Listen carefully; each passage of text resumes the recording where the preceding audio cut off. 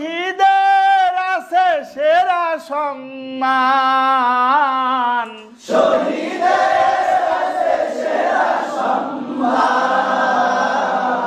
গাইব কোরআনেরই গান। যতদিন এই দেহে থাকবে পরাণ, ততদিন গেয়ে যাব কোরআনেরই গান। সবাই